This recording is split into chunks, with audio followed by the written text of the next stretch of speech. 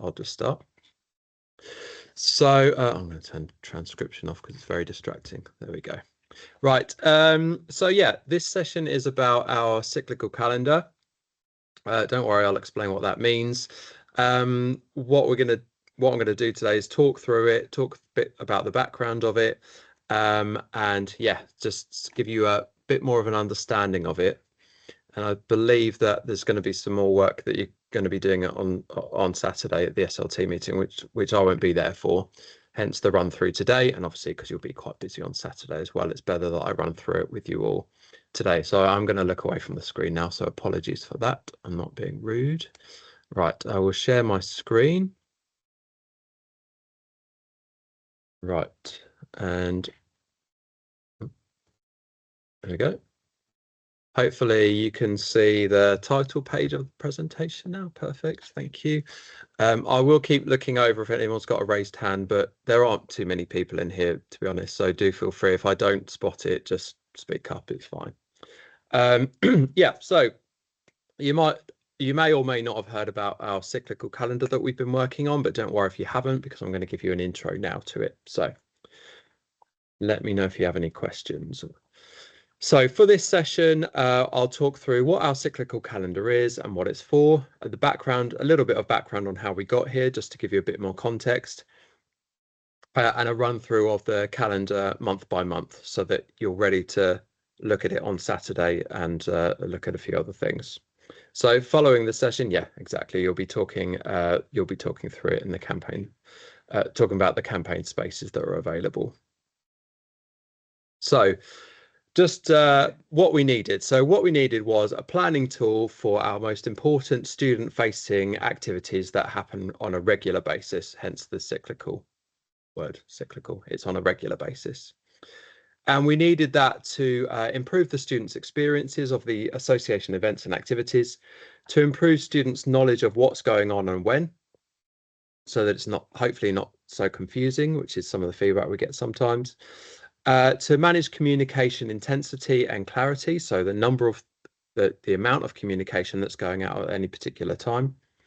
To assist our team, so this team, your team, and also the staff team, with planning and managing projects, and to identify opportunities for other activities that can be slotted in. So these are things that happen regularly, the big sort of headline things that happen regularly, but then it also gives us the opportunities of where the gaps are, where we can slot things in, where it won't be so, where things aren't quite so busy, so that they can make more of an impact as well, and where it's already too busy to add things in as well. So it's basically to give planning and for clarity for everyone about what's happening.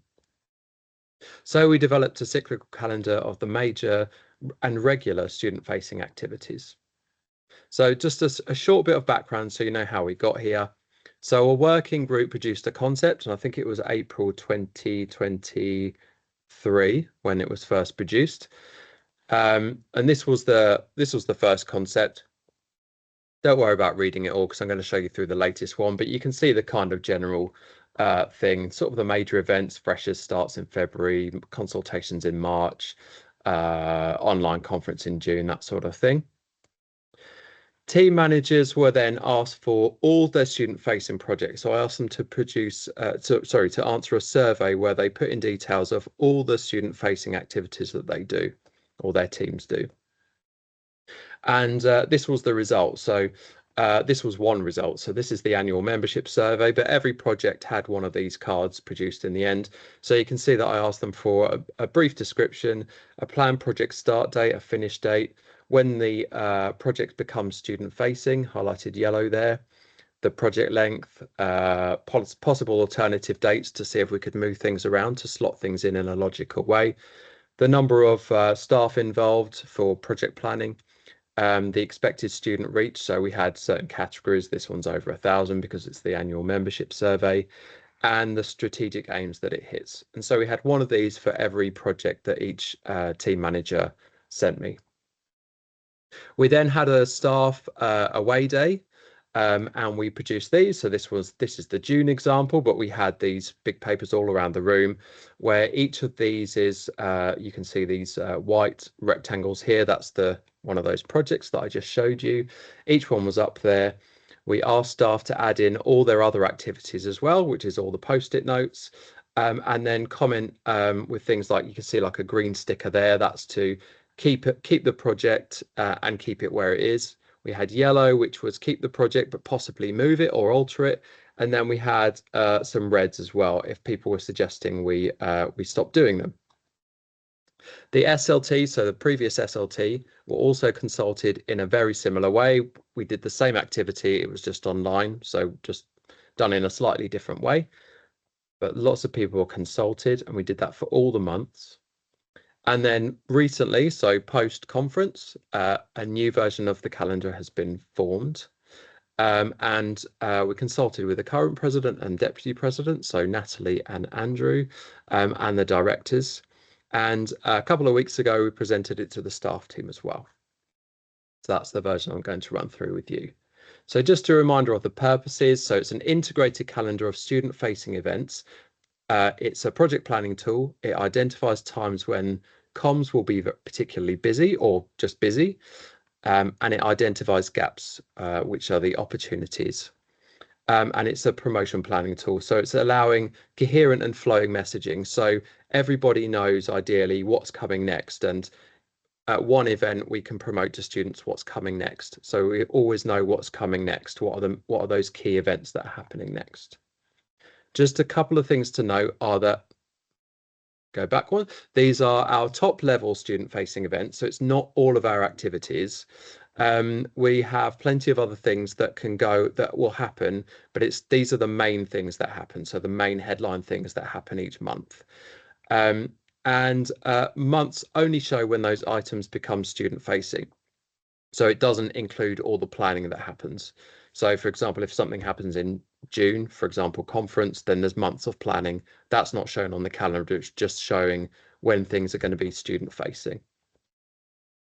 And the steps are, today I'm going to introduce you to the calendar. I've introduced you to the basis of it, but I'll talk through it month by month. And then I think at the weekend you're talking through some opportunities for campaign spaces. I think that's right, isn't it, Natalie? That's correct. Yeah. Perfect. Okay, cool. Does anyone have any questions at this point before I go through it month by month? If it might become more clear as you see it, but please do ask any questions if you have anything now. Cool. Okay, lovely. So this is the overview. Don't worry, you won't be able to see it. I'm just about to zoom in and show you it, but that's the overview of the calendar. You can see it flows from July through the year, down November, December, January, February, March, April, May, June, and then back to July. So it is cyclical, so it goes through every year. It just repeats. We changed it to starting in July because that's a good time, because the terms start well, you're appointed in July, so that's sort of when your term starts in August. Yeah, we thought it was a good time to start then. So what I'll do is come out of this presentation and I will go into one where I can zoom into one. So hopefully, let me just zoom in. Hopefully you can see a zoomed in version now. Yeah, perfect. Okay, right. So we'll start in July. So yeah, we've got the month, we've got the headline activities. So that's the main things that are happening that month. And then we've got secondary student facing activities as well. So as I said, it's not everything that's happening. It's not everything that you might that might be happening at that time. It's just the key things and then those secondary things as well. Where we've got the orange squares, where these squares are, each square is a quarter of the month. And where we know when those things will happen, they'll be blocked out. So for example, if the Meet the New team was going to be the first 2 weeks of the month, those two squares, can you see the pointer? I'm pointing at the thing. Yeah. So those two squares would be marked orange. So some of them we don't know, but some of them we do know. For example, down here, we've got Welcome Week for February. It's going to be the first week of the, well, it's the first week, it's the last week of January, sorry, over here. And then it's the first week of February as well. So it's marked out there. So these things are only a guide. It's not that these things have to happen exactly on these weeks. It's just more of an overview to show roughly when things are happening when we know. Where they haven't got the yellow squares, sorry, the orange squares, we don't necessarily know. So again, it's just a guide. The things that are highlighted yellow are, I've just highlighted slots for campaigns. So I think that's going to be important for you all to be talking about on Saturday.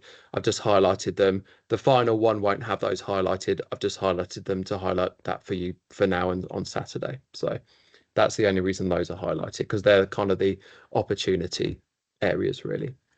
So starting in July, we have meet the new team and highlights of the academic year. And then secondary student-facing activities are results day. So again, please speak up or put your hand up if you want to ask anything at any point. It's no problem. Otherwise, I'll just go through month by month. August, we have summer campaign, and Natalie and Andrew, I know when we were talking through this, I think one of the ideas was about things like giving new students opportunities to ask questions, wasn't it? That was right, wasn't it? And kind of unboxing of new materials, that sort of thing. But again, that's things that you can talk about on Saturday. It's just that things that came up. Yeah, welcoming students, unboxing of study materials, answering common questions, and signposting were some of the things that you two were talking about. Just to jump in on that one as well, Yeah. just to say that obviously there's 4 weeks there. We don't need to do one thing over those four weeks. We could do 4 weeks of different activities. So there is lots. It might Absolutely. look a lot, but there is a lot of space there for us. Absolutely. Yeah. Yeah. Absolutely. And then secondary student facing activities are that University Challenge, the new series starts. So hopefully this highlights it that you've got an opportunity for that campaign over the full month as you want to do. But obviously the comms team will be talking about University Challenge as well, but they won't be talking about it for the full month. It'll be introduced, and yeah. So it's an important one, but it's not going to take the whole month. September, we have Welcome Week, and I've just put freshers there in brackets just because Welcome Week is a new term, so everyone knows what we're talking about, including meetups. So that's last week of September. And then secondary student-facing activities, we have EDI Roadshow from the EDI team. October, Welcome Week continues into the first week of October, so we've got the orange square there. And then we have EDI newsletter, Black History Month, and University Challenge applications open at that point. Into November, just checking there's no hands up. Okay, into November, we have the annual membership survey, which is quite an important one. And then we also have space for a campaign there. We have Disability History Month as well. Oh, which, although it's a month, it's not the full month of November. It's 2 weeks in November and 2 weeks in December. So they go over there. Then in December, we have the annual membership survey for finishes at the start of there. And then we have the opportunity for a campaign. Secondary student-facing activities are student rep recruitment happens then, Disability History Month, and the Hoot for Students in Secure Environments. There's 2 editions per year, and that goes out in December.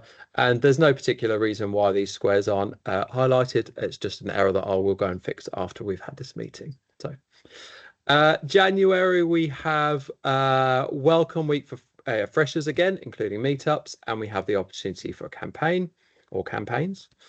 And there's student rep recruitment also continues. By the way, I will send you all a copy of this so you don't need to remember everything. February, we have Welcome Week continues from the last week of January into the first week of February, and election starts as well. So promotion starts and nominations open. We also have the AMS survey results will be announced, and LGBT plus History Month as well, February. Into March, we have student voice / consultations. Elections continues from the previous month. We have another EDI roadshow, and in a conference year, we have the conference formal announcement happens. That does depend. Yes, correct, Andrew. Sorry, annual membership survey. Yeah. Yeah, so in a conference year, the formal announcement has to happen. I think it's 10 weeks before, or minimum of 10 weeks before. So if it's in June, assuming it's in June again next time, that's when the formal announcement will happen. That's not a big thing. It's just the kind of formal thing that has to happen there. That's why it's a secondary student-facing activity, even though conference is obviously very important. Into April, elections continues. There is exam and module end support campaign. Conference promotion will be happening. Probably, I haven't put any weeks in there yet because at that point it's probably a little bit ad hoc. It's not the main thing happening. Elections is actually going to be the main thing happening, really. And student Tom, rep recruitment sorry. again. Yeah, no Sorry, problem. Nicola's got a hand up. Oh, sorry, Yeah. Nicola. I just wanted to come in on the student voice and the consultations Yeah. because obviously I'm not sure how many know that there isn't going to be a student voice festival. There's just going to be a Have Your Say Day in November this year round. Okay. So yeah.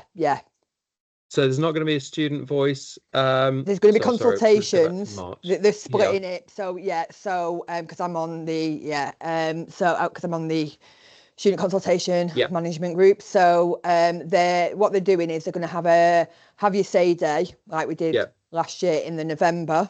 Yeah. And they will have the consultation separate in the March, but there will not be any student voice festival. Right. Okay. This academic year. Okay, so that's in March, but no student voice festival this year. No. Okay. And these are the type of thing. Thank you for that. That's really helpful. Thank you, Isabel, for the date as well. And that's the type of thing that's really important. You know, this is an overall guide, but individual things might change. You know, things like that might change. So that's great. Thank you for that. Yep. So okay. Thank you, Katie. So elections continue. Exam and module end campaign. We have conference promotion and student rep recruitment in April. Through to May, we have elections continuing through to the middle of May. And that's when, once that finishes, that's when conference promotion will really kind of ramp up as well. And we have EDI newsletter and student rep recruitment. In June, we have space for a campaign, and it's also conference as well. So there'll be a lot of, I'm thinking campaign then would be kind of a minor thing, and because conference is obviously so important. In fact, it might be that, you know, you might want to take that one out actually, depending on what we want to do for conference. And then secondary are that there would be the second or the first one of that year, actually, that calendar year, Hoot for students in secure environments. So for those that don't know, there's a printed version of the Hoot where different articles are put together and sent into those secure environments for them. And it's published twice a year. Student rep recruitment again, and society committee AGM as well. And then we go all the way back round to July. Did that all make sense? Does anyone have any questions or Isabel? Yeah, I just noticed a small comment at the bottom of the page that's it said about the tutor awards and the volunteer recognition, because one of the projects last year was to include it in the cyclical calendar. So now it's been taken out again. Yes. So when when Natalie and Andrew and I met with the directors, so we took it out with the plan for that to be discussed at your meeting on Saturday. So although it's been taken out, my note at the bottom is, decision on whether to continue participating will be discussed at the SLT meeting in October. And similarly, the volunteer recognition, needs to be a discussion by management and SLT about whether, how and when to do volunteer recognition.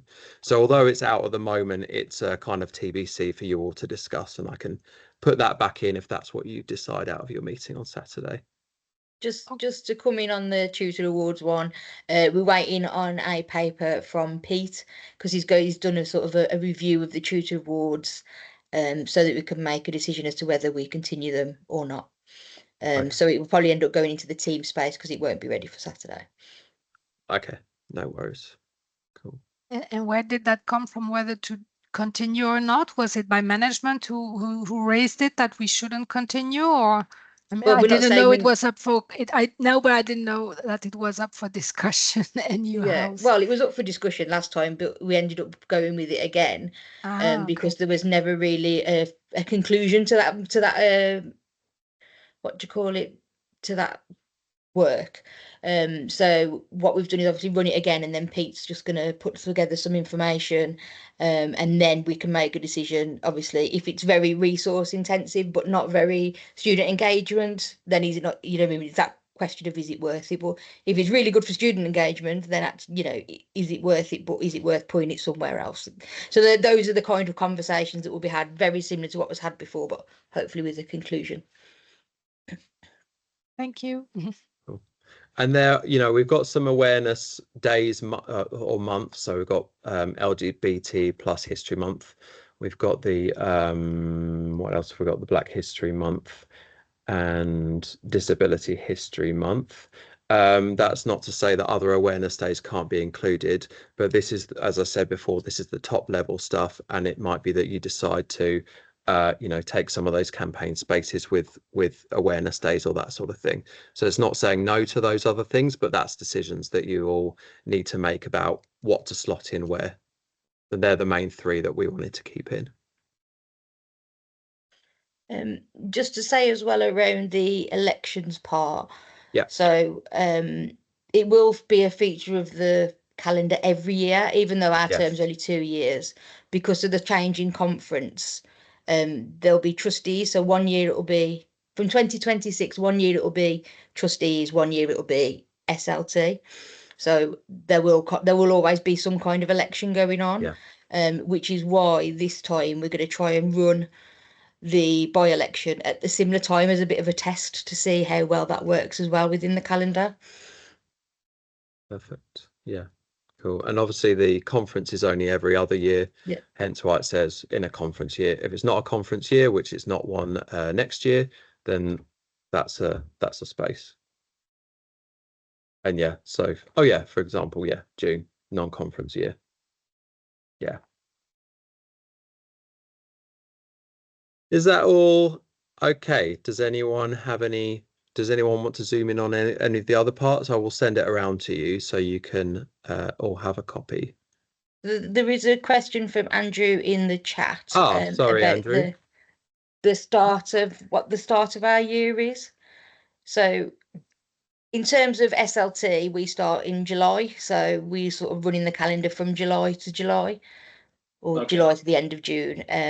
So that then it sort of follows through. Yeah. Because from the 1st of July, we come in as elected.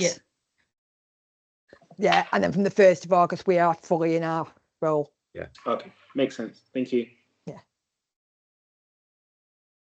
Any other questions for anyone? Sorry, it looks like I'm looking above you all, but it's just because my laptop's down below the screen. Right. Okay. Yeah. So all I had was next steps, which I've said about 3 or 4 times now, is that you're all going to go away and discuss that. Yeah, and I've included the tutor awards and the volunteer recognition in there, since I've introduced it to you. And that's all I had. But feel free if there's any questions. When I email it round, if you have any questions, do let me know. Yeah. Other than that, I'm all done. Thank you for your Tom. time. Thanks, Tom. That's all right. Don't forget to stop the recording. Yes, I will. Don't know otherwise how it works. It just continues and continues. Yeah. There we go. I will stop it now then.